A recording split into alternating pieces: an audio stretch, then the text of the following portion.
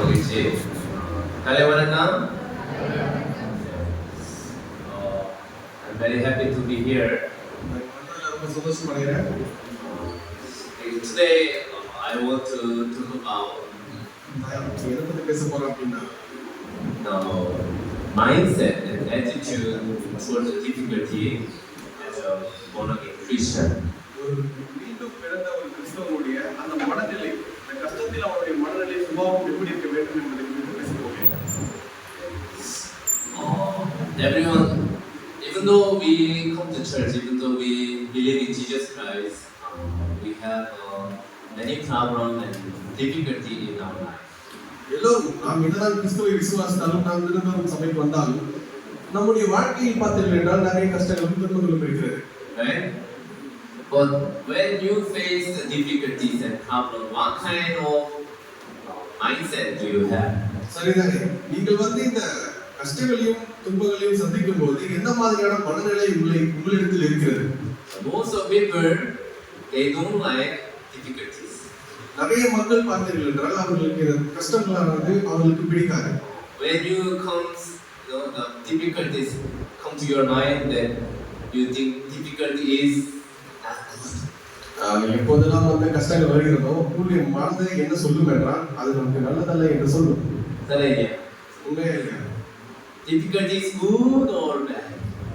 கஷ்டங்கள் நல்லதா இல்லை கெட்டதா?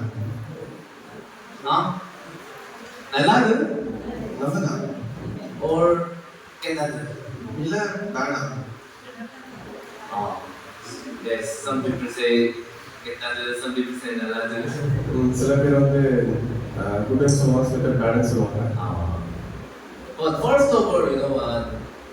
Really, if you want to live happy life and happy spiritual life, முதலாவது என்னன்னு பாத்தீங்கன்னா நம்ம வந்து சந்தோஷமான வாழ்க்கையும் ஆவிக்குரிய வாழ்க்கையும் வாழணும் அப்படின்னா first of all we have to change our minds and our heart first. முதலாவது நம்முடைய இருதயத்தை நாம் மாற்ற வேண்டும். Yeah, most of people when they face the difficulty, we think that difficulty is not good. நிறைய பேர் நாம் வந்து துன்பங்களை சந்திக்கும் போது அது நமக்கு நல்லதல்ல என்று எண்ணிக்கொள்கிறோம். In other words, of course we want to receive blessing, not the difficulties. இன்னொரு வகையை சொல்ல வேண்டும் என்றால் நிச்சயமாக நமக்கு ஆசீர்வாதம் வேண்டும், ஆனால் துன்பங்கள் வேண்டாம். If you go to church, many pastors they preach about the blessing. நீங்கள் சபைக்கு போனீர்கள் என்றால் நிறைய போதகர்கள் வந்து ஆசீர்வாதத்தை குறித்து போதிப்பார்கள். But everyone, what is the blessing? ஆனா எல்லாரிடமும் கேட்கிறேன், ஆசீர்வாதம் என்றால் என்ன? What do you think? நீங்கள் என்ன நினைக்கிறீர்கள்? What is your definition of the blessing in your mind? ஆசீர்வாதம் என்றால் அதனுடைய அர்த்தம் என்ன? உங்களுடைய இதயத்தில் அதற்கான விளக்கம் என்ன? Can you share? உங்களால் புரிந்து கொள்ள முடியுமா? What is the blessing? அதற்கான ஆசீர்வாதம் என்றால் என்ன? ஆசீர்வாதம் என்ன? What is blessing? பொருளாதாரத்துல வந்து No, letting this. Redeemed by the blood of Jesus. Yes. Anyone else? வேற யாராவது இருக்கீங்களா? Please feel free and freely you can talk. தயவு செஞ்சு நீங்க வந்து கொஞ்சம் ஃப்ரீயா உணர்ந்து நீங்க கிட்ட பேசலாம். You know what? Most of people thinking that difficulty is not good. நிறைய மக்கள் வந்து இப்படிதான் நினைக்கிறாங்க, கஷ்டங்கள் நமக்கு நல்லது இல்லைன்னு. No, if there is no lacking, then there is a blessing. இப்போ நம்ம கிட்ட குறைவே இல்லைன்னா அதுதான் வந்து ஆசீர்வாதம் நினைச்சுக்கிறாங்க. Yeah, most of people they are thinking like this. நிறைய மக்கள் இப்படிதான் நினைக்கிறாங்க. But today I want to tell you. Today I read Psalm chapter 73 verse 28. இன்றைக்கு நான் உங்களுக்கு என்ன சொல்ல போகிறேன் என்றால் சங்கீதம் 73ஆம் அதிகாரம் 28ஆம் வசனத்தை குறித்து உங்களுக்கு பேச போகிறேன். I will talk about what is the true blessing. இங்கே வசனம் என்ன சொல்கிறது என்றால் உண்மையான ஆசீர்வாதம் என்றால் என்ன என்று சொல்கிறது. Here is saying that it is good for me to draw near to God. It is good for me to draw near to God. எனக்கோ தேவனை அண்டிக் கொண்டிருப்பதே நலம் என்று சொல்கிறதுங்க. In Korean version it says that it is blessing for me to draw near to God. இங்க கொரிய பதத்தில் என்ன சொல்லப்பட்டிருக்கிறது என்றால் நான் தேவனோடு பக்கத்தில் இருப்பது மிகவும் நல்லது என்று சொல்லப்பட்டிருக்கிறது. What is the blessing? எல்லாரிடமும் கேட்கிறேன், ஆசீர்வாதம் என்றால் என்ன? Draw near to God. தேவனிடத்தில் கிட்டி சேர்வது. Become becoming closer to God is the true blessing. நாம் தேவனோடு நெருக்கமாக செல்லும் பொழுது அதுதான் நமக்கு உண்மையான ஆசீர்வாதமாக மாறும். Then think about when we can become closer to God. பின்பு இப்படி யோசிங்கள், எப்போது நாம் தேவனிடத்தில் கிட்டி சேர முடியும்? Today we read the Psalm chapter 145. இன்றைக்கு நாம் சங்கீதம் 145ஆம் அதிகாரத்தை வாசித்தோம் அல்லவா? Verse 18. 18ஆம் வசனம். The Lord is near to all who call upon Him, to all who call upon Him in truth. சங்கீதம் 145ஆம் அதிகாரம் 18ஆம் வசனம். தம்மை நோக்கி கூப்பிடுகிற யாவருக்கும் உண்மையாய் தம்மை நோக்கி கூப்பிடுகிற யாவருக்கும் கர்த்தர் சமீபமாய் இருக்கிறார். When we can draw near to God. எப்பொழுது நாம் தேவனோடு நெருங்கி போக முடியும்? When? எப்பொழுது? When we call upon, when we pray to God, we can closer to God. எப்போது நாம் அவரை நோக்கி கூப்பிடுகிறோமோ, எப்போது நாம் அவரை நோக்கி ஜெபிக்கிறோமோ, அப்போது நாம் அவருக்கு சமீபமாக செல்ல முடியும். Right? One more verse. Deuteronomy chapter 4. இன்னொரு வசனம் உபாகமம் 4ஆம் அதிகாரம் verse 7. 7ஆம் வசனம். Deuteronomy chapter 4 verse 7. உபாகமம் 4ஆம் அதிகாரம் 7ஆம் வசனம். நம்முடைய தேவனாகிய கர்த்தரை நாம் தொழுது கொள்ளுகிற போதெல்லாம் அவர் நமக்கு சமீபமாய் இருக்கிறது போல தேவனை இப்பொழுது சீக்கிரமாய் பெற்றிருக்கிற வேறே பெரிய ஜாதி எது? Yes, when we call upon Him, we can closer to God. நாம் எப்போது அவரை நோக்கி கூப்பிடுகிறோமோ அப்போது நாம் அவருக்கு சமீபமாக இருப்போம். Understand? புரிகிறதா? Understand? Yes. Then think about it. When will you pray? When will you call upon God? அப்பொழுது எப்படி நீங்கள் தேவனை நோக்கி கூப்பிடுவீர்கள்? எப்போது நீங்கள் தேவனை நோக்கி கூப்பிடுவீர்கள்? You have everything, you don't have lacking, then you will call upon God? உங்களுக்கு எந்த ஒரு குறைவும் இல்லை என்றாலும், உங்களுக்கு எந்த ஒரு கஷ்டமும் இல்லை என்றால் நீங்கள் தேவனை நோக்கி கூப்பிடுவீர்களா? No. இல்லை.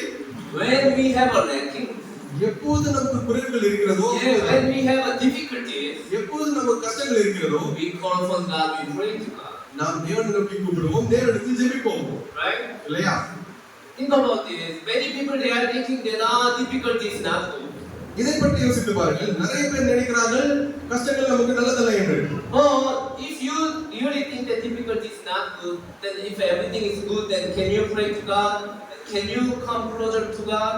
ஆனால் நீங்கள் இப்படி யோசித்து பாருங்கள். நமக்கு குறைவில்லை இல்லை என்றால், குறைவுகள் நல்லதல்ல என்று நமக்கு வரவில்லை என்றால், நாம் தேவனை நோக்கி கூப்பிடுவோமா? இல்லை தேவனிடத்தில் ஜெபிப்பதற்கு ஏதாவது இருக்குமா?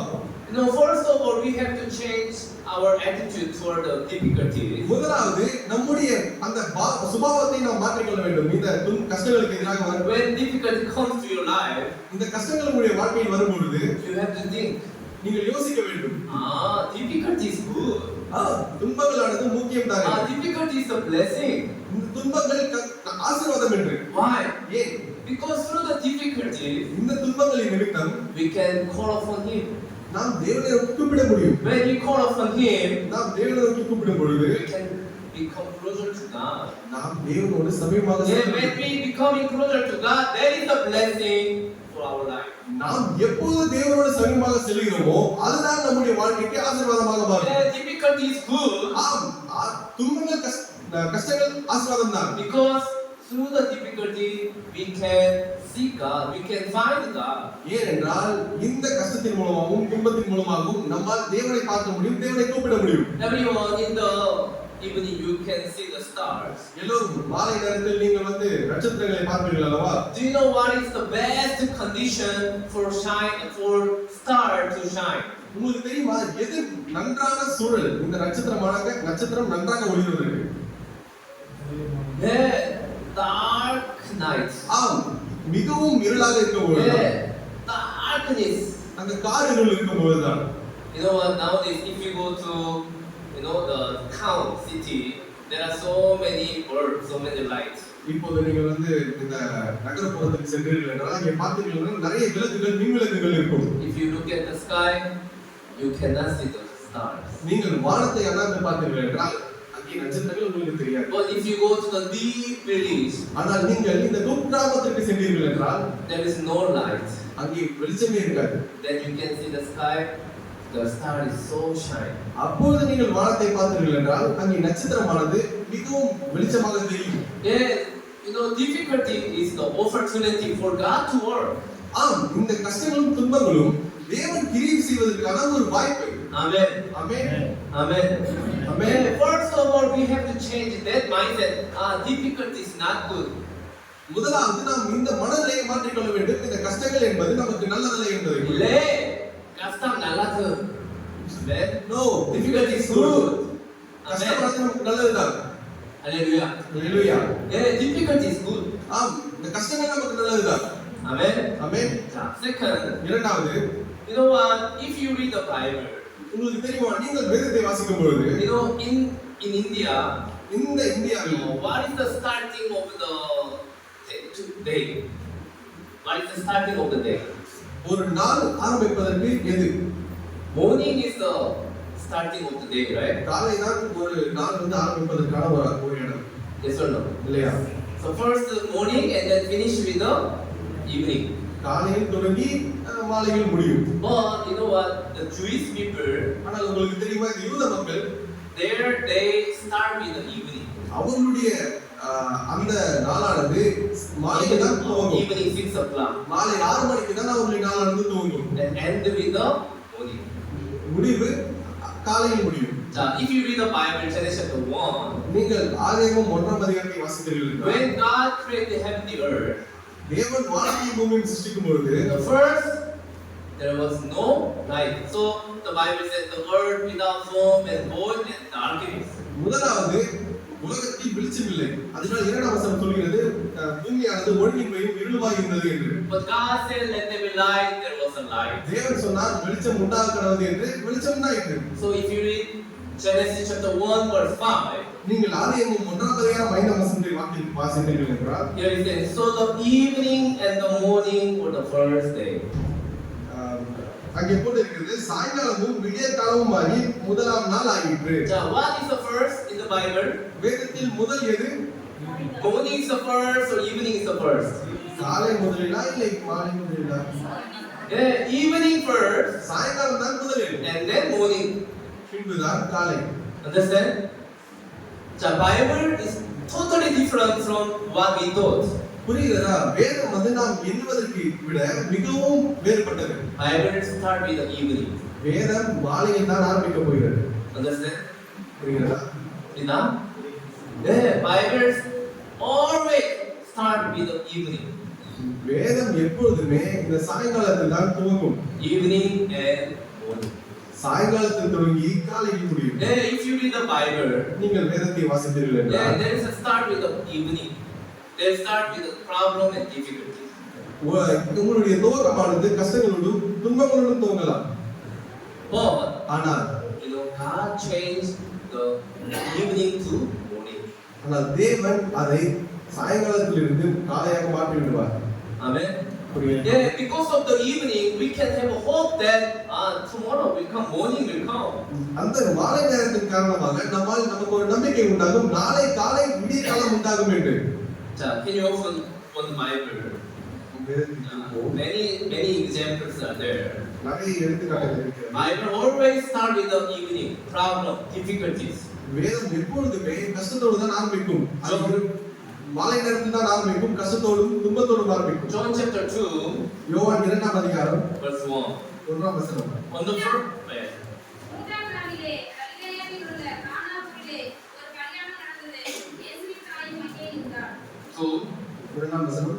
இயேசுவும் அவருடைய சீஷரும் அந்த கல்யாணத்துக்கு அழைக்கப்பட்டிருந்தார்கள். In the wedding ceremony, they don't have a wine. அந்த கல்யாண நிகழ்ச்சியில் பார்த்தீர்கள் என்றால் அவர்களுக்கு இந்த திராட்சரசமானது இல்லை. There is a big problem. அது மிகப்பெரிய பிரச்சனை. You know, in Indian wedding ceremony, if there is no biryani, chicken biryani, then there is a big problem in the wedding ceremony. இப்போ இந்திய கல்யாணத்துல இந்திய திருமணத்தில் பார்த்தீர்கள் என்றால் கல்யாணத்தின் போது பிரியாணி இல்லை என்றால் மிகப்பெரிய பிரச்சனையாக இருக்கும். Yes or no? உண்மையா இல்லையா? Yes. ஆமா. How difficult it is if so many people come but there is no biryani, then there is a big problem. அது எவ்வளவு கஷ்டம் தெரியுமா? நிறைய பேர் வந்துருவாங்க, அப்ப பிரியாணி இல்லைன்னா என்ன பண்றது? So now in wedding ceremony, the wine is not there. இப்போ இந்த கல்யாண நிகழ்ச்சியில் பார்த்தீர்கள் என்றால் திராட்சரசமானது Yeah, there இல்லை. is a problem. அது பிரச்சனை. You know, if you read the Bible, the wine represents joy. நீங்கள் வேதத்தை பார்த்தீர்கள் என்றால் இந்த திராட்சரசமானது மகிழ்ச்சியை குறிக்கும். Yeah, now pleasure is not there, joy is not there. இந்த களிப்பு மகிழ்ச்சியிலே அது அந்த மகிழ்ச்சி அங்கே இல்லை. Only worries and difficulties, yes, problem are there. இப்போது கஷ்டங்களும் துன்பங்களும் பிரச்சனைகளும் தான் அங்கே இருக்கிறது. But ஆனால் Bible did not end with the difficulties. வேதம் எப்பொழுதுமே அதே கஷ்டங்களோடும் எல்லா கஷ்டங்களோடும் முடியாது. God changed that difficulty to happiness. தேவன் அந்த கஷ்டங்களை துன்பமாக மாற்றுவார். Maybe if you read the book of Esther, நீங்கள் எஸ்தர் புத்தகத்தை வாசித்திருக்கலாம். maybe we don't have much time, but you know, first of all, when Haman want to kill the Mordecai, and not only Mordecai, he want to kill all the Jews. முதலாவது இந்த Esther புத்தகத்தை வாசிக்க வேண்டாம், நேரமில்லை. முதலாவது பார்த்தீர்கள் என்றால் ஆமான் வந்து மொர்தெகாயை வந்து அழிக்க வேண்டும் என்று நினைத்தான். மொர்தெகாய் மாத்திரமல்ல, யூத மக்கள் முழுவதையும் அழிக்க வேண்டும் என்று நினைத்தான். Right? இல்லையா? How difficult it is. அது எவ்வளவு பெரிய கஷ்டம். And also all the place, the commandment of God was placed to all the place. எல்லா இடத்திலும் பார்த்தீர்கள் என்றால் தேவனுடைய கட்டளையானது ஒட்டப்பட்டு விட்டது. Whenever they saw the commandment of God, the commandment of the king, that December 13, you will be killed. All Jews will be killed. மற்றும் அங்கிருந்த இடத்தில் எல்லாம் இந்த ராஜாவுடைய கட்டளையானது ஒட்டப்பட்டு விட்டது.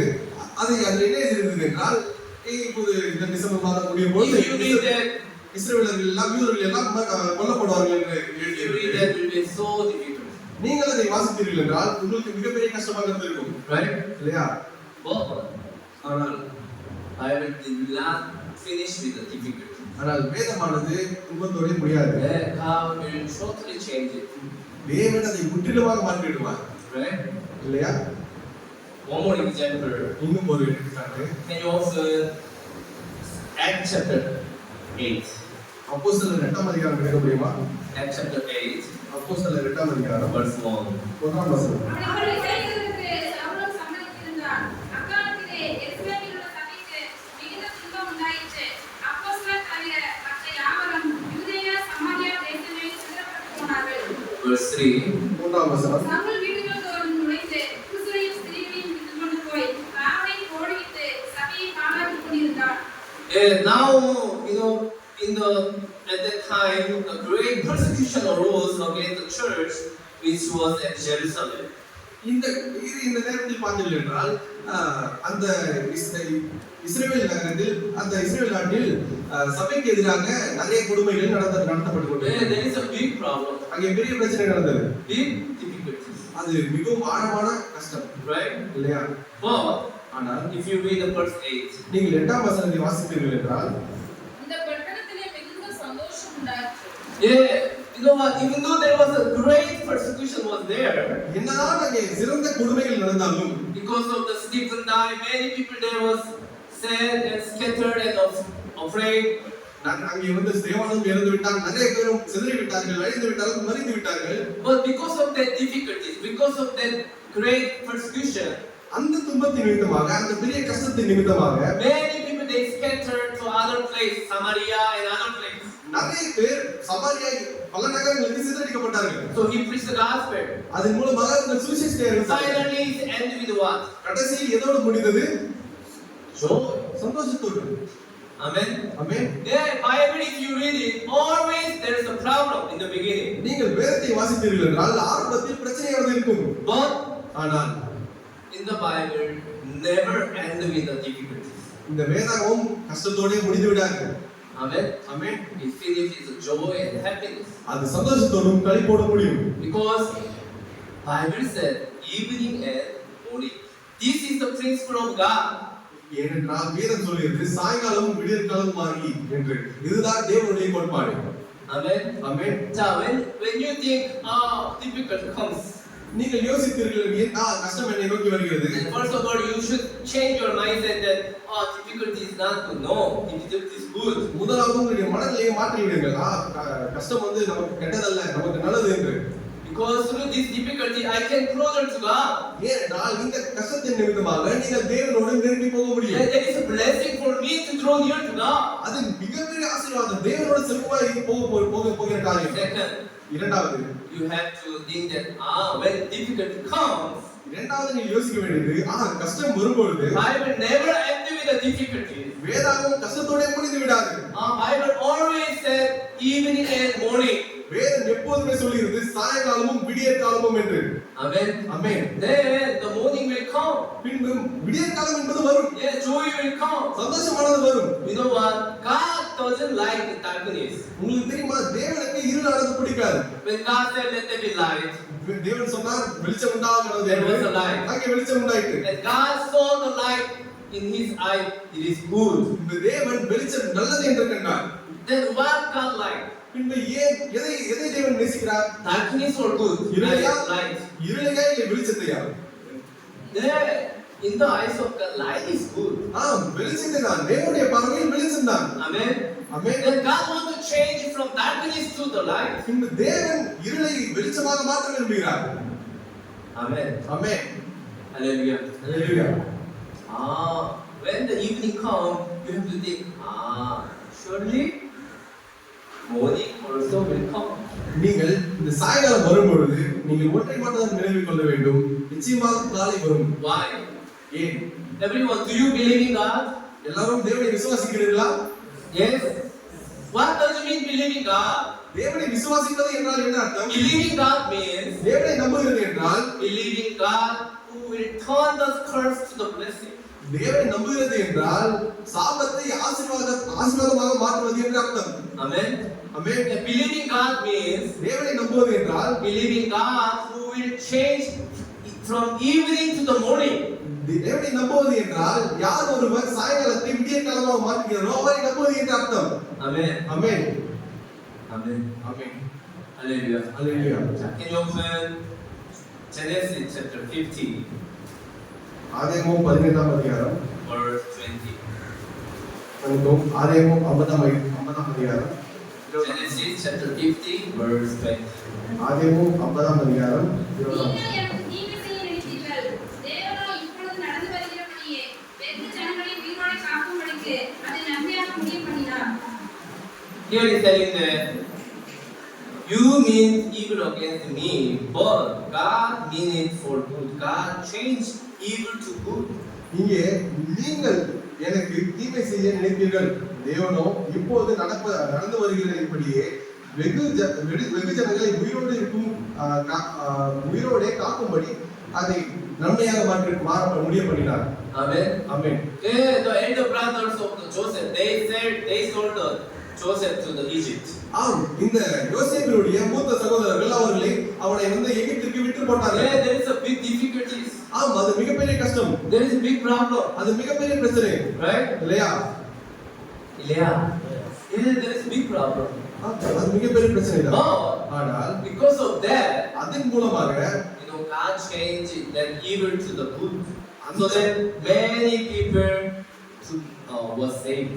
அந்த தீமையை தேவன் நன்மையாக முடிய பண்ணினார். அதன் மூலமாக நிறைய பேர் அதன் மூலமாக காக்கப்பட்டார்கள். Amen. Amen. One more Bible. Nehemiah. இன்னும் ஒரு வேதம். நெகேமியா chapter 13, 13ஆம் அதிகாரம் verse 2. 2ஆம் வசனம். Nehemiah chapter 13, verse 2. நெகேமியா 13ஆம் அதிகாரம் 2ஆம் நான் வசனம். கர்த்தருடைய வார்த்தையின்படியே ஒரு கச்சையை வாங்கி அதை என் அறையிலே கட்டிக்கொண்டேன்.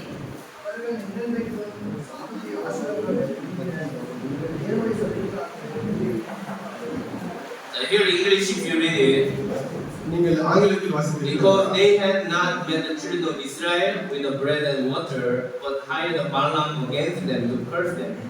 However, our God turned the curse into a blessing. இரண்டாம் வசனம். அவர்கள் என்றென்றைக்கும் அந்த சாபத்தை ஆசீர்வாதமாக திரும்பின எங்கள் தேவனுடைய சபைக்குட்பட்டலாகாது என்று எழுதியிருக்கிறதாக காணப்பட்டது. So here is telling our God இங்கே சொல்லப்பட்டிருக்கிறது எங்களுடைய தேவன் turned the curse into a blessing. சாபத்தை ஆசீர்வாதமாக மாற்றினார் என்று. Amen. Amen. So, are you believing God who will turn the blessing to the curse, or Are you believing God will turn the curse to the blessing? நீங்கள் ஆசீர்வாதத்தை சாபமாக மாற்றுகிற அந்த தேவனை நம்புகிறீர்களா இல்லை சாபத்தை ஆசீர்வாதமாக மாற்றுகிற இந்த தேவனை நம்புகிறீர்களா? Which God do you believe? எந்த தேவனை நீங்கள் நம்புகிறீர்கள்? Yeah, the God who will turn the curse to the blessing. ஆம், தேவன் ஒருவர் யார் சாபத்தை ஆசீர்வாதமாக மாற்றுகிறாரோ அவரை தான் நாம் நம்புகிறோம். Amen. Amen. Third thing is, மூன்றாவது விஷயம் என்னவென்றால், you know, when you face the difficulties and problems, உங்களுக்கு தெரியுமா நீங்கள் இந்த கஷ்டத்தையும் பிரச்சனைகளையும் சந்திக்கும் பொழுது you know what kind of heart comes arise? எந்த மாதிரியான இருதயம் உங்களுக்குள் எழும் என்று தெரியுமா? Worries, கஷ்டங்கள், கவலைகள், fearful heart comes arise. பயமுடைய ஒரு இருதயம் உங்களுக்கு வரும். Yes or no? உண்மையா இல்லையா? Oh, what will happen? என்ன நடக்கும்? Maybe I will receive the punishment, or I will receive the curse. ஒருவேளை நான் வந்து தண்டனை அனுபவிக்கலாம், ஒருவேளை நான் சாபத்தை கூட நான் பெற்றுக்கொள்ளலாம். For example, ஒரு எடுத்துக்காட்டுக்கு, if you go to the battle, நீங்கள் போருக்கு செல்கிறீர்கள். you know, if you go to the battle, what kind of thoughts will come out? நீங்கள் போருக்கு செல்லும் பொழுது எந்த மாதிரியான சிந்தனை உங்களுக்கு வரும்? If I go to war, then if I die, then what to do? இப்போது நான் போருக்கு செல்கிறேன், நான் போருக்கு சென்றால் மரித்தால் என்ன செய்வது? Yes or no? That kind of heart will come out. அந்த மாதிரி இருதயம் நமக்குள் எழும். Right? இல்லையா? You know what does the Bible say? உங்களுக்கு தெரியுமா வேதம் என்ன சொல்கிறது என்று? Can you open Deuteronomy chapter 20? உபாகமம் 20ஆம் அதிகாரம். Deuteronomy chapter 20 verse 1. உபாகமம் 20ஆம் அதிகாரம் 1ஆம் வசனம். நீயும் சத்துருக்களுக்கு எதிராக யுத்தம் செய்ய புறப்பட்டு போகையில் குதிரைகளையும் ரதங்களையும் உன்னிடம் பெரிய கூட்டமாகிய ஜனங்களையும் கண்டால் அவர்களுக்கு பயப்படாயாக. உன்னை எகிப்து தேசத்திலிருந்து புறப்பட பண்ணின தேவனாய் கர்த்தர் உன்னோடு இருக்கிறார்.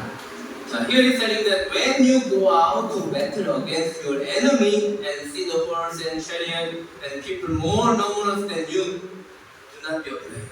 இங்கே எழுதப்பட்டிருக்கிறது, நீ உன் சத்துருக்களுக்கு எதிராக யுத்தம் செய்ய புறப்பட்டு போகையில் குதிரைகளையும் ரதங்களையும் உன்னில் பெரிய கூட்டமாகிய ஜனங்களையும் கண்டால் அவர்களுக்கு பயப்படாயாக. உன்னை எகிப்து தேசத்திலிருந்து புறப்பட பண்ணின தேவனாய கர்த்தர் உன்னோடு இருக்கிறார். So when you go out to the war, battle, நீங்கள் with the enemy, against the enemy, யுத்தம் செய்ய உங்களுடைய சத்துருக்கு எதிராக புறப்பட்டு போகும்போது, when you see the situation, horses and also people are more numerous than you, then do not be afraid.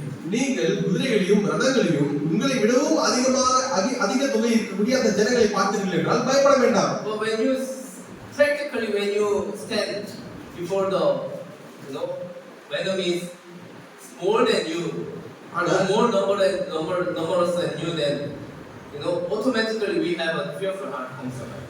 ஆனால் உங்களுக்கு தெரியும், நாம் நடைமுறையில் நாம் அந்த மாதிரியான அதிக குதிரைகள் இருக்கக்கூடிய ரதங்கள் இருக்கக்கூடிய நம்மை விட அதிகமாக இருக்கக்கூடிய ஜனங்கள் முன்னாடி நாம் நின்றோம் என்றால் நிச்சயமாக பயம் எழும். Because we think that maybe we will die. ஏனென்றால் நாம் யோசிப்போம், ஒருவேளை நாம் செத்து விடுவோமோ என்று. Right? இல்லையா? Verse 5 also, can you read? 5ஆம் வசனத்தையும் நாம் வாசிக்கலாம். Verse 5. அன்றையும் அதிபதிகள் ஜனங்களை நோக்கி புது வீட்டை கட்டி அதை பிரதிஷ்டை பண்ணாதிருக்கிறவன் எவனோ அவன் தன் வீட்டுக்கு திரும்பி போக கடவன். அவன் யுத்தத்திலே செத்தால் வேறொருவன் அதை பிரதிஷ்டை பண்ண வேண்டியதாகும். So what does Bible say? வேதம் என்ன சொல்கிறது? If you build a new house, நீங்கள் ஒரு புது வீட்டை கட்டினீர்கள் என்றால், but you did not dedicate yet, ஆனால் நீங்கள் அதை இன்னும் பிரதிஷ்டை பண்ணவில்லை, that person don't go to the war. Let him go and return to his house, lest he die in the battle. Another man will dedicate him. அப்படி போனான் என்றால் போன அவனை திரும்பி அனுப்புங்கள். ஏனென்றால் அவன் போரில மறித்து விட்டால் அவனுடைய வீட்டை வேறொருவர் பிரதிஷ்டை செய்ய வேண்டும். Verse 6. 6ஆம் வசனம். ராஜதோட்டத்தை நாட்டி அதை அனுபவிக்காது இருக்கிறவன் எவனோ அவன் தன் வீட்டுக்கு திரும்பி போக கடவன். அவன் யுத்தத்திலே செத்தால் வேறொருவன் அதை அனுபவிக்க வேண்டியதாகும். If you made a vineyard, new vineyard, நீங்கள் ஒரு புது திராட்சை தோட்டத்தை உருவாக்கினீர்கள் but if there anyone who did not eat the fruit, then you go back to your home, and then if you go to the world, otherwise if you die, then you cannot eat the fruit. நீங்கள் அந்த திராட்சை தோட்டத்தினுடைய பலனை புசிக்கவில்லை என்றால் நீங்கள் திரும்பி போய்விடுங்கள். ஏனென்றால் போரிலே நீங்கள் மறுத்து விட்டால் உங்களுக்கு பதிலாக வேறொருவன் அதை புசித்து விடுவான். Verse 7. 7ஆம் வசனம். ஒரு பெண்ணை தனக்கு நியமித்துக் கொண்டு அவளை விவாகம் பண்ணாதிருக்கிறவன் எவனோ அவன் தன் வீட்டுக்கு திரும்பி போகக்கடவன். அவன் யுத்தத்திலே செத்தால் வேறொருவன் அவளை விவாகம் பண்ண வேண்டியதாகும் என்று சொல்ல வேண்டும். You have an engagement with one girl, நீங்கள் ஒரு பெண்ணோடு நிச்சயதார்த்தம் செய்து விடுகிறீர்கள். but you did not get married yet. ஆனால் உங்களுக்கு இன்னும் திருமணமாகவில்லை. But if you want to go to the fighting, the battle, நீங்கள் இந்த போர்க்களத்திற்கு போருக்காக செல்லும் பொழுது what kind of thought will come to arise? எந்த மாதிரியான இருதயம், எந்த மாதிரியான எண்ணம் உங்களுக்கு எழும்? What kind of thoughts? எந்த மாதிரியான சிந்தனை வரும்?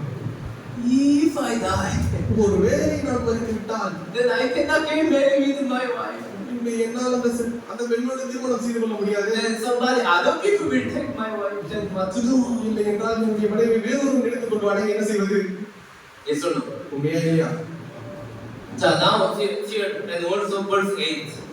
இங்கே இன்னொரு வசனம் 8ஆம் வசனத்தை வாசியுங்கள். பின்னும் அதிபதிகள் ஜனங்களுடனே பேசி பயங்காரியும் திடனற்றவனுமாய் இருக்கிறவன் எவனோ அவன் தன் சகோதரனுக்கு இதயத்தை தன் இதயத்தைப் போல சாய்ந்து போக பண்ணாதபடிக்கு தன் வீட்டுக்கு திரும்பி போகக்கடவன் என்று சொல்ல வேண்டும். Yeah, God said that when you go to the battle, தேவன் சொல்கிறார், நீங்கள் யுத்தத்துக்கு செல்லும் பொழுது all kinds of people should not go to the battle. Let them go back home.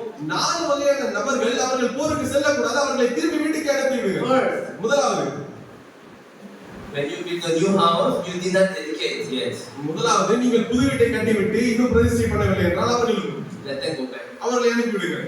When they have a good vineyard, but they did not have a fruit of the vineyard. ஒரு புது திராட்சை தோட்டத்தை விளைவித்து அதனுடைய பலனை புசிக்காதவர்களையும் அனுப்பிவிடுங்கள். Let them return to the house. அவர்களையும் திரும்பி வீட்டுக்கு அனுப்பிவிடுங்கள்.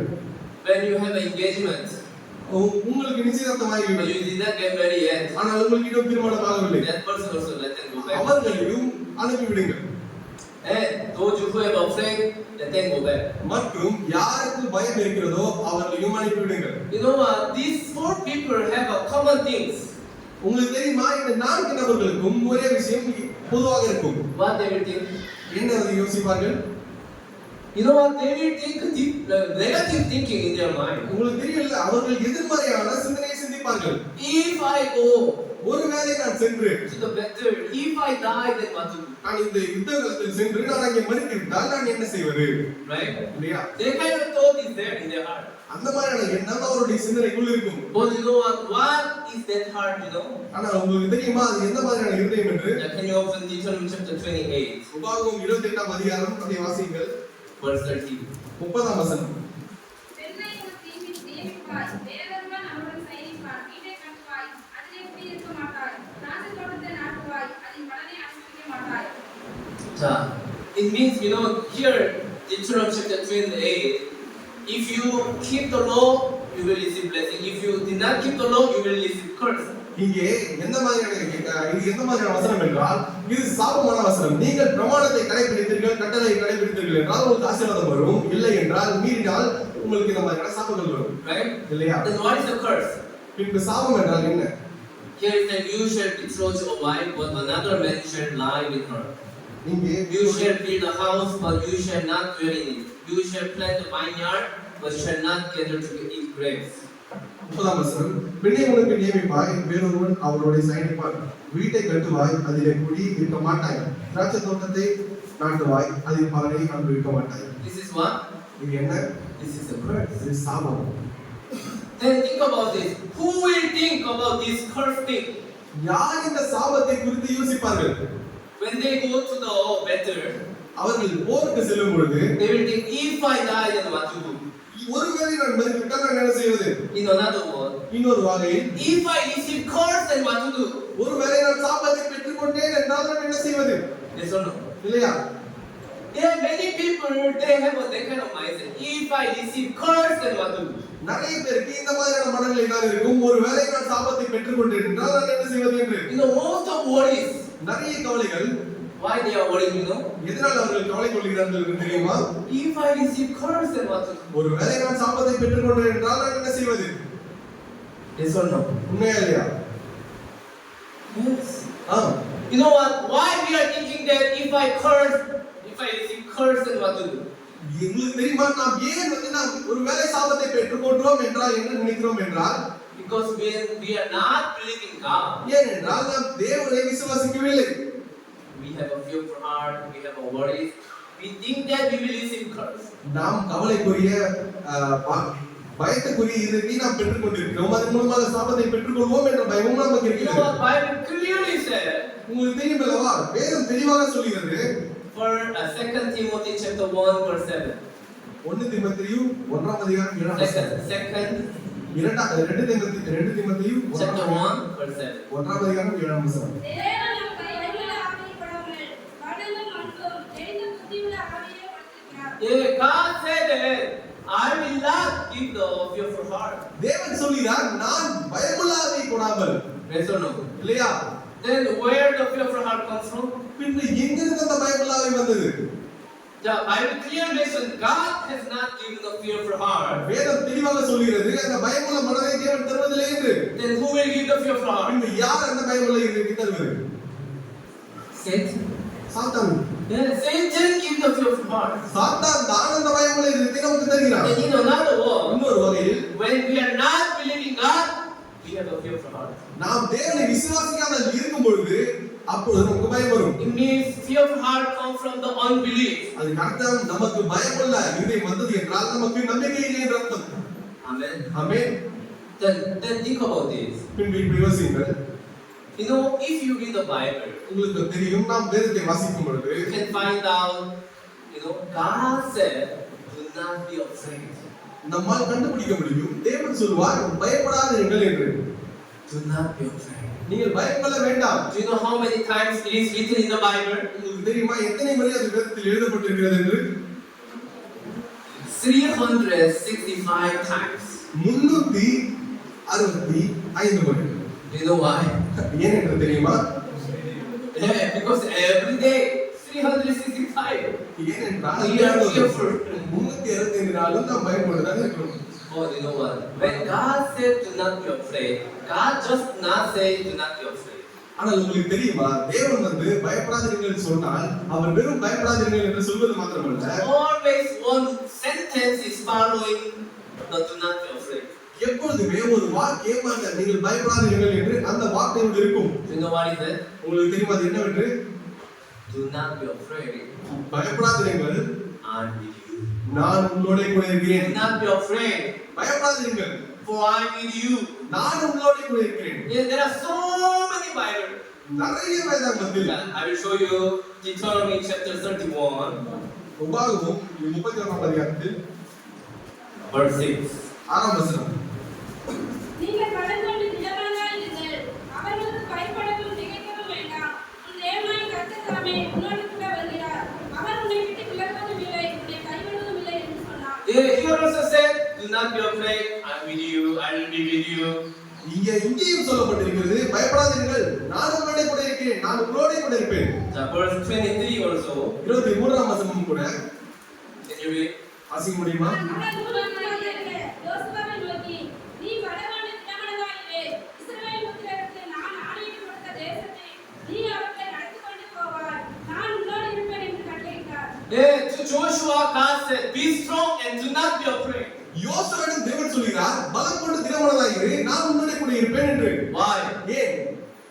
Just to say, God just to say, oh, you be strong, oh, you don't afraid, you do not be afraid.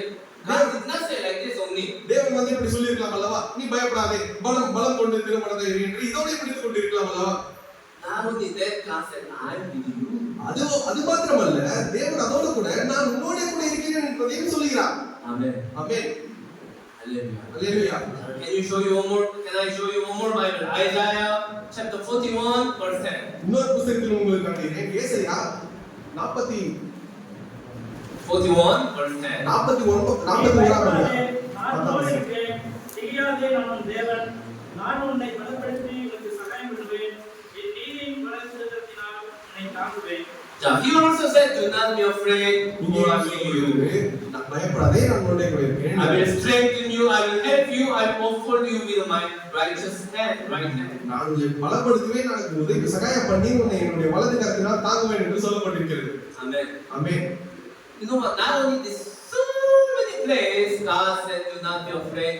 I'm with you. I'm with you. I'm with you." இந்த இடத்தில் மாத்திரமல்ல நிறைய இடத்தில் தேவன் சொல்கிறார், நான் உன்னோட கூட இருக்கிறேன், நான் உன்னோட கூட இருக்கிறேன், நான் உன்னோட கூட இருக்கிறேன் என்று. Amen. Amen. Hallelujah. Hallelujah. Everyone, Jesus has a two meaning. இயேசுவுக்கு இரண்டு அர்த்தங்கள் இருக்கிறது மக்களே.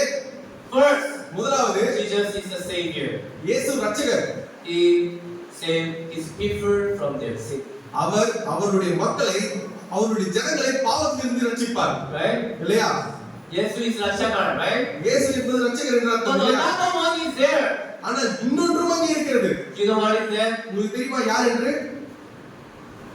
What is that? என்னது? What is another meaning of Jesus Christ? இன்னொரு அர்த்தம், இயேசுவுக்கு இன்னொரு அர்த்தம் என்ன? Emmanuel, Emmanuel, I'm with you. நான் உன்னோட கூட இருக்கிறேன். Amen. ஆமென்.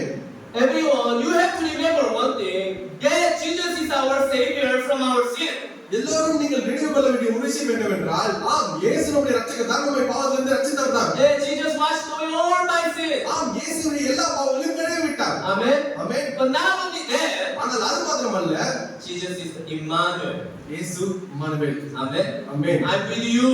நான் உன்னோட கூட So இருக்கிறேன். when Jesus ascended, that time, Jesus said to us, உங்களுக்கு தெரியும் அல்லவா, இயேசு பரலோகத்துக்கு எடுத்துக் கொள்ளப்படும் போது இயேசு ஒன்று சொன்னார். Jesus promised to us, இயேசு ஒரு வாக்குத்தத்தத்தை நமக்கு தந்தார். I will be always until end of the earth. இந்த உலகம் முடியும் வரைக்கும் நான் உங்களோட கூட இருப்பேன் என்று. Yes or no? இல்லையா? Yeah, Jesus promised that I will be with you. ஆம், இயேசு சத்தியம் செய்தார், நான் எப்போதுமே உங்களோட கூட இருப்பேன் என்று. Amen. Amen. Then if Jesus is with me, if God is with me, இப்பொழுது இயேசு என்னோடு இருக்கிறார் என்றால், தேவன் என்னோடு இருக்கிறார் என்றால், then why we need to worry? பின்பு நாம் ஏன் கவலைப்பட வேண்டும்? You know what? When we don't believe in God, உங்களுக்கு தெரியுமா, நாம் எப்போது தேவனில் நம்பிக்கை இல்லாமல் இருக்கிறோமோ, in other words, when we are not believing that God is with us, நான் இன்னொரு வகையில் தேவன் நம்மோடு இருக்கிறார் என்றதில் நாம் நம்பிக்கை இல்லாமல் இருக்கிறோமோ, then we feel difficult and we have a fearful heart. பின்பு நாம் கஷ்டமாக உணர்வோம், பின்பு நமக்கு பயமுள்ள இருதயம் நமக்கு வந்துவிடும். And when you think your heart exactly, you have to check your heart exactly. நீங்கள் எல்லோரும் உங்களுடைய இதயத்தை குறித்து யோசித்து பாருங்கள், அதை ஒரு முறை சரி செய்ய, அதை ஒரு முறை பரிசோதித்து பாருங்கள். When did you feel that difficult? எப்போது நீங்கள் கஷ்டத்தை உணர்கிறீர்கள்? Why do you feel it is difficult? ஏன் நீங்கள் அது கஷ்டமாக உணர்கிறீர்கள்? You know what? When you forget God, when we are not believing God that God is with me, that time we feel difficult and we are afraid. நாம் எப்போது தேவனை மறந்து தேவன் நம்மோடே கூட இருக்கிறார் என்பதை மறந்து விடுகிறோமோ, அப்போதுதான் அந்த கஷ்டமானது நமக்கு கஷ்டமாகவே தெரியும். Do you think that God cannot solve your problem? நீங்கள் நினைக்கிறீர்களா தேவன் உங்களுடைய கஷ்டத்தை தீர்க்க முடியாது என்று? God is Almighty God. By now we are telling, தேவன் சர்வ வல்லமையுள்ள தேவன் என்று நாம் வாயின் மூலமாக சொல்லுகிறோம். but I truly believe that God is Almighty. ஆனால் நீங்கள் உண்மையிலே தேவன் சர்வ வல்லமையுள்ளவர் என்று நம்புகிறீர்களா? Then why we are worried? பின்பு ஏன் நாம் கவலை கொள்கிறோம்? Because when we are not believing God, ஏனென்றால் நாம் தேவனை விசுவாசிக்காத பொழுது that's why we are afraid. அதனால் தான் நாம் பயப்படுகிறோம். Everyone, even though we are believing, we are telling we believe in God, மக்களே, நாம் நாம் தேவனை விசுவாசிக்கிறோம் என்று சொன்னாலும், but why in your heart we don't have a peace? ஆனால் ஏன் நம்முடைய இருதயத்தில் சமாதானம் இல்லை? Why you have a worries and difficulty in your heart? ஏன் உங்களுடைய இருதயத்தில் கஷ்டங்களும் கவலைகளும் இருக்கிறது? Why? ஏன்? From the heart, actually we are not believing that God is with us. உங்களுடைய இருதயத்தில் நீங்கள் பார்த்தீர்கள் என்றால் தேவன் நம்மோடே கூட இருக்கிறார் என்பதை நீங்கள் மறந்து விடுகிறீர்கள். We are not believing God who will turn the curse to the blessing. நாம் சாபத்தை ஆசீர்வாதமாக மாற்றுகிற அந்த தேவனை நாம் நம்புவதில்லை. Everyone, our God is not a God who will give the curse.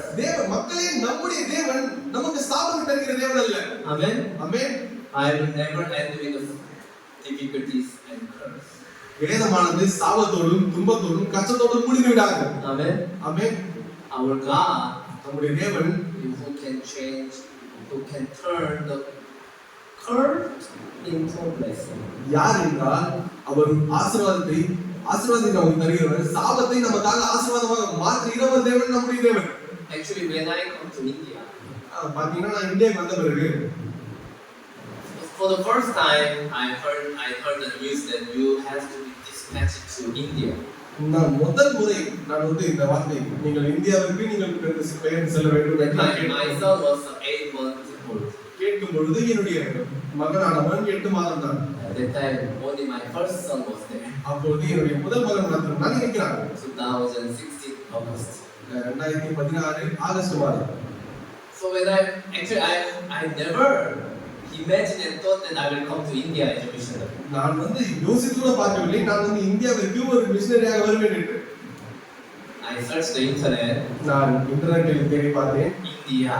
Google. I searched it. நான் கூகுளிலே நான் வந்து தேடி பார்த்தேன். You know what is the first how can I say the sentence come up in the Google? உங்களுக்கு தெரியுமா முதல்ல கூகுள்ல தேடின உடனே என்ன மாதிரியான வாக்கியம் வந்தது என்று உங்களுக்கு தெரியுமா? That time was August, right? அது ஆகஸ்ட் மாதம் இல்லையா? It's showing that 2,000 people died because of heat in Hyderabad. Like that it mentioned.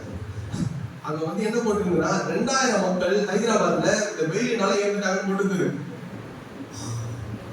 When we see go just India, then 2,000 people died because of heat. நான் இந்தியாவுக்கு வர போறேன் சும்மா India type பண்ணி பார்த்தா இந்த வெயில் வந்தா எப்படி இருக்கும் உங்களுக்கு? First of all, when you heard India, what comes to in your mind? இப்போ நீங்க முதல் முறையா இந்தியான்னு நீங்க கேள்விப்படுறப்போ உங்க மனசுல முதல்ல எது வரும்? India is very hot. India ரொம்ப சூடான ஊரு. India is a Hindu country. India வந்து ஒரு இந்து நாடு. And then, I still remember 2005 and 2008, the great persecution happened in Orissa.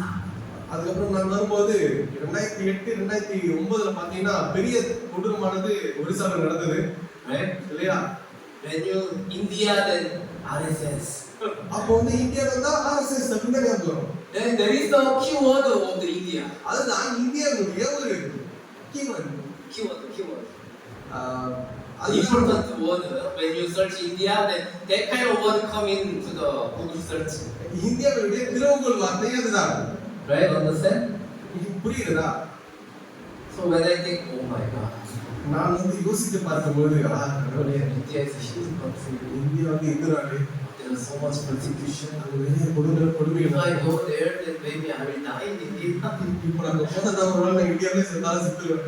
Yeah, it is so burden to me to come to India. இந்த மாதிரியான கஷ்டமும் பாரமும் தான் என்னுடைய இதயத்துல இருந்தது. Yes, sir. இருக்குமா இருக்காதா? Do you think that is it easy to come out from the native place, hometown, to the foreign country? நீங்க வந்து உங்களுடைய சொந்த ஊரு நீங்க பிறந்த ஊரை விட்டு நீங்க வந்து ஃபாரினுக்கு போறது ஈஸின்னு நினைக்கிறீங்களா? That is ரொம்ப ரொம்ப கஷ்டம். That time, all my family members also, why you are going to India? குடும்பத்துல எல்லாரும் இந்தியா போறேன். They look at me as a pity. இதை வந்து அதே பாவமா பார்த்தாங்களா? Oh, what is wrong? Why you are going to Korea? ஐயோ நீ ஏன் இந்தியா போற என்ன ப்ராப்ளம் உங்களுக்கு? Oh, why you are going to such a difficult country? ஏன் நீ இந்த மாதிரி ரொம்ப கஷ்டமான நாட்டுக்கு போற? That was the normal people think. இதுதான் ஒரு சராசரியான மனிதன் யோசிக்கக்கூடிய ஒரு விஷயம். But even when I think, even though I'm a pastor, even though when I think, oh my God, 8 months baby, how to bring up to such a hard country? ஆனால் நான் எப்படி யோசிப்பேன்? நான் வந்து ஒரு பாஸ்டராக இருந்த போதிலும் நான் என்ன யோசிக்கிறேன் என்றால் இந்த மாதிரியான ஒரு நாடு என்னுடைய குழந்தை எப்படி நாட்டுக்கு இருந்து போறது இவ்வளவு வீணடிக்குது. Maybe culture also different, food also different. நம்ம வந்து இந்த கலாச்சாரங்களும் வேற மாதிரி இருக்கும், உணவும் வேற மாதிரி Yeah, இருக்கும், many things will be different. நிறைய விஷயம் வேற மாதிரி இருக்கும்.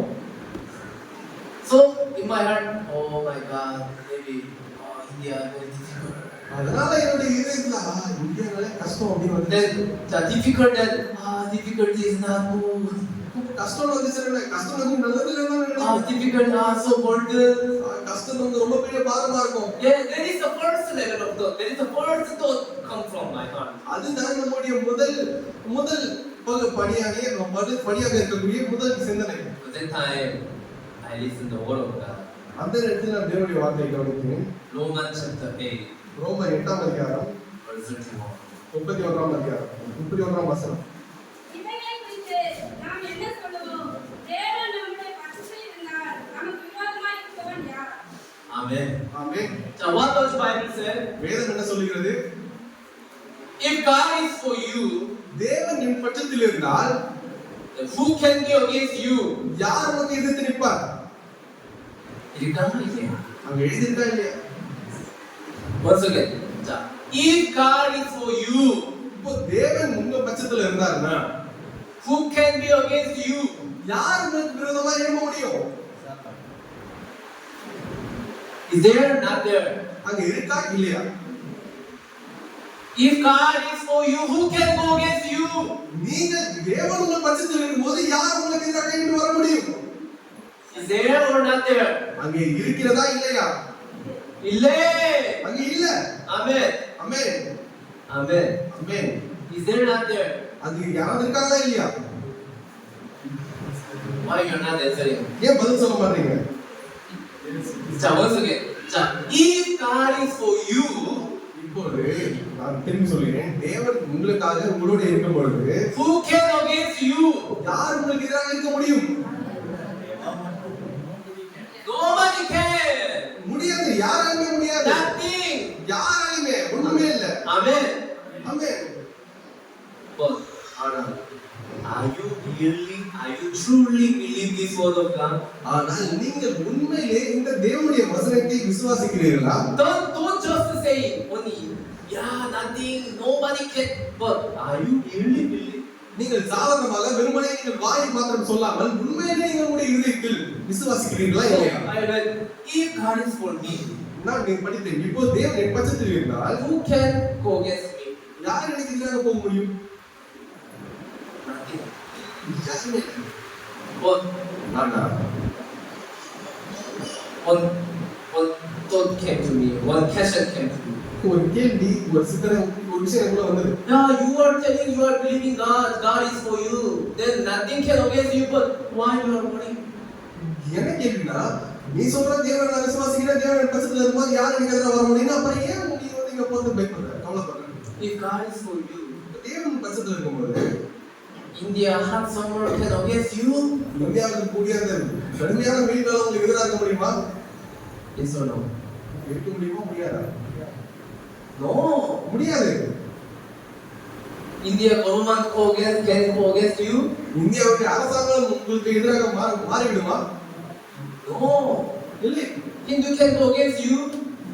இந்து மக்கள் இவர்கள் உங்களுக்கு எதிராக மாற முடியுமா? No. இல்லை. RSS can go against you? இந்த ஆர்எஸ்எஸ் இயக்கம் உங்களுக்காக எதிராக வந்துவிட முடியுமா? No. முடியாது. So why you are worrying? ஏன் நீங்கள் கவலை கொள்கிறீர்கள்? You know what? This word of God really touched my heart. உண்மையிலே உங்களுக்கு தெரியுமா, இந்த தேவனுடைய வார்த்தை என்னுடைய இதயத்தை தொட்டது. God is for me. தேவன் எனக்காக இருக்கிறார். Then who can go against me? இந்த யார் எனக்காக போக முடியும்? Nothing. யாரும். Can you open verse 39? 39ஆம் வசனத்தை வேறெந்த சிருஷ்டியானாலும் நம்முடைய கர்த்தராகிய இயேசு கிறிஸ்துவில் உள்ள தேவனுடைய அன்பை விட்டு நம்மை பிரிக்க மாட்டாது என்று நிச்சயித்திருக்கிறேன். Amen. Amen. So what does Bible say? என்ன வேதாகம் சொல்கிறது? In all these things. இந்த எல்லா விஷயத்திலும், So all these things means எல்லா விஷயத்திலும் என்றால் all. எல்லாமே. எல்லாமே. எல்லாமே. Right? So here is it. We are more than conquerors through Jesus Christ, Lord us.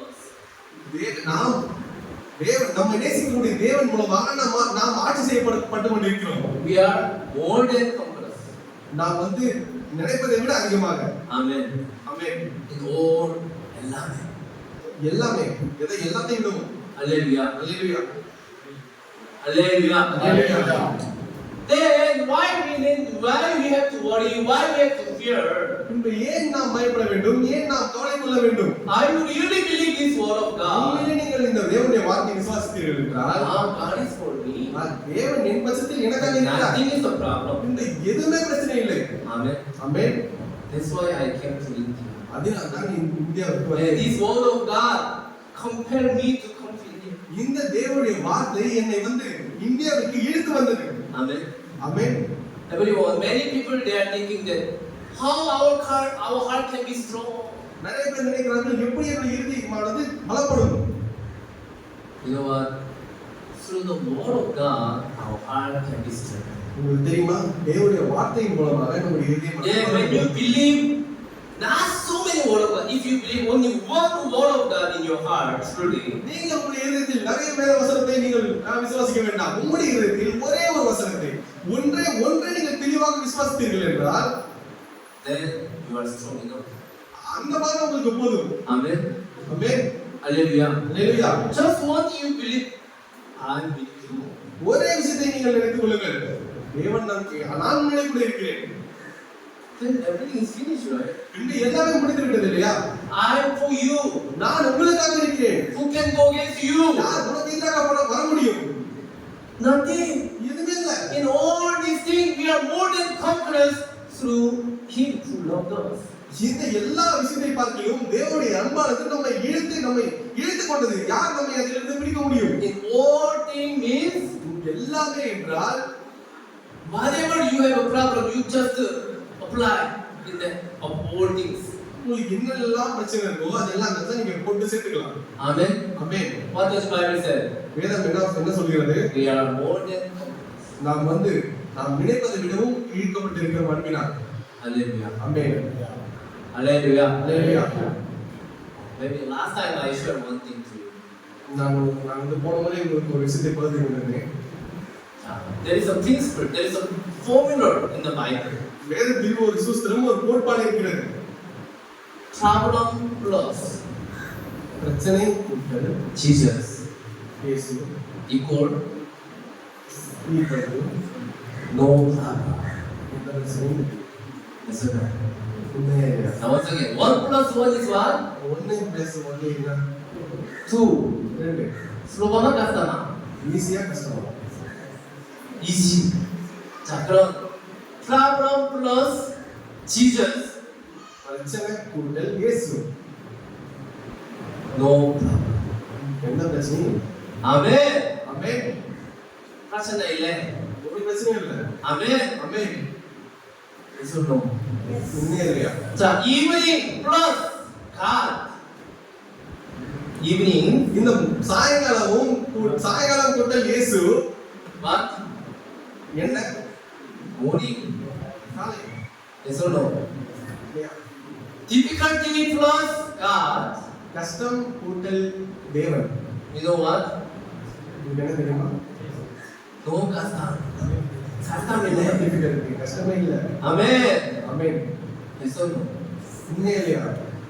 difficulty plus God is the happiness and joy. கஷ்டம் கூட்டல் இயேசு சந்தோஷமும் மகிழ்ச்சியும் கழிப்பும் தான். Amen. Amen. You have to do nicely how to add God in your life. நீங்கள் வந்து இதை நன்றாக தெளிவாக கற்றுக்கொள்ள வேண்டும். எப்படி இயேசுவை உங்களுடைய வாழ்க்கையில் கூட்டுவது என்பது. Amen. Amen. Problem plus problem, more problem. Yeah, always we think problem, so we think more problem. நம்ம வந்து எப்ப பாரு பிரச்சனை யோசிக்கிறோம். நமக்கு நிறைய பிரச்சனை வந்துருது. Don't add problem. Don't plus problem. பிரச்சனை அதிகமா நினைக்காதீங்க. Plus God.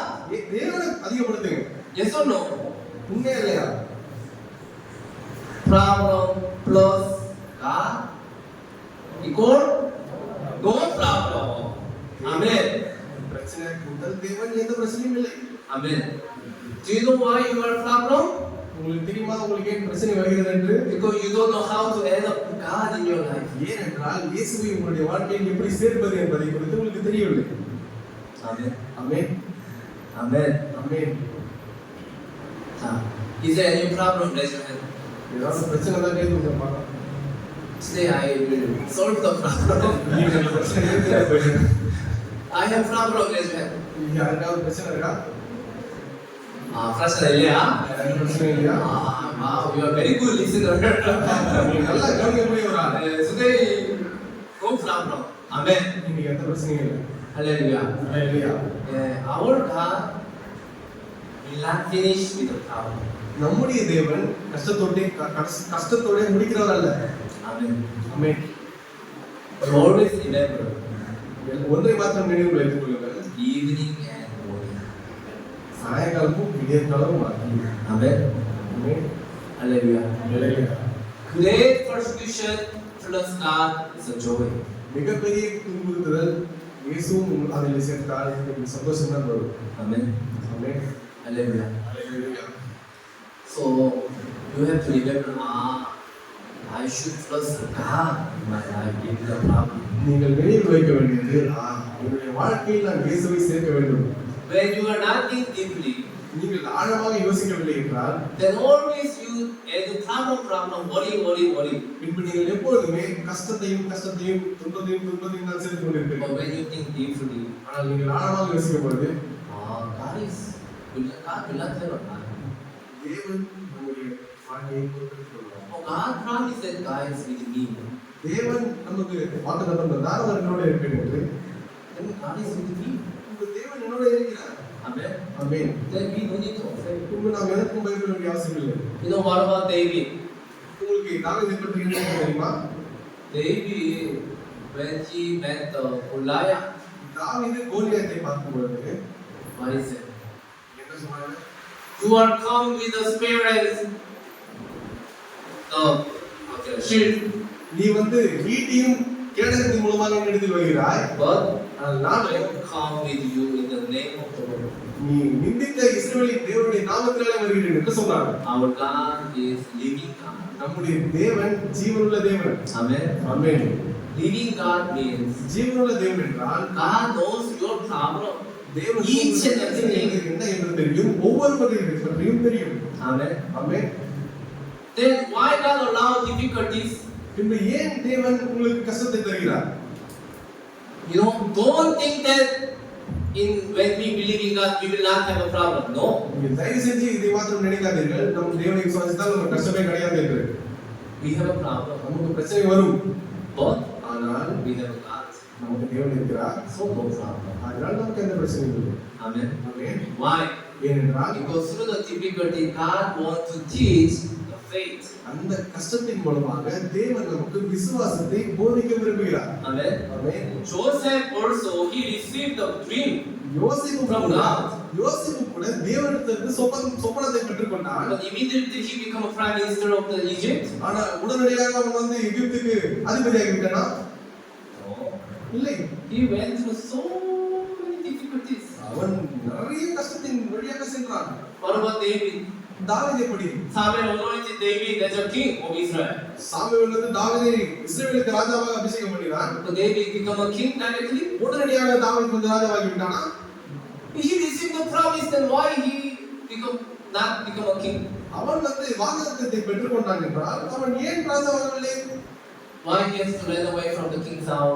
ஏன் அவன் ராஜா சவுலை விட்டு ஓட வேண்டும்? Why he has to fight with so many enemies? ஏன் அவன் நிறைய எதிரிகளோடு சண்டையிட வேண்டும்? Why he has went through so many difficulties? ஏன் அவன் நிறைய கஷ்டத்தின் வழியாக செல்ல வேண்டும்? And to believe in God. ஏனென்றால் தேவனை நம்புவதற்கு தான். The Israel people also, when they came out from the Egypt, ஆம், இஸ்ரவேல் மக்களும் எகிப்தை விட்டு வெளியே வந்தார்கள். actually within 3 days he can walk to the Canaan. 3 நாளுக்குள்ள அவன் கானானுக்கு போயிடலாம். But ஆனா why he has to go through all the 40 years in the desert? ஆனா அவங்க ஏன் வந்து இந்த வனாந்தரத்துல 40 வருஷமா போயிட்டு இருந்தாங்க? God wants to teach the faith in God. தேவன் வந்து அவர்களுக்கு விசுவாசத்தை போதிக்க வேண்டும் என்று விரும்பினார். Amen. Amen. So don't think that difficulty is not good. தயவு செஞ்சு நினைக்காதீங்க கஷ்டம் வந்து நல்லது இல்லைன்னு. Difficulty is good. கஷ்டம் வந்து நல்லது. Yes, through these difficulties, I can learn the faith. இந்த கஷ்டத்தின் மூலமா நான் வந்து விசுவாசத்தை கத்துக்க முடியும். What does it mean faith? விசுவாசம் என்றால் என்ன? Plus God in your life. உங்களுடைய வாழ்க்கையில் தேவனை சேர்ப்பதுதான். Amen. ஆமென். Problem plus God, பிரச்சனை உங்களுடைய தேவன், no problem. எந்த பிரச்சனையும் இல்லை. Amen.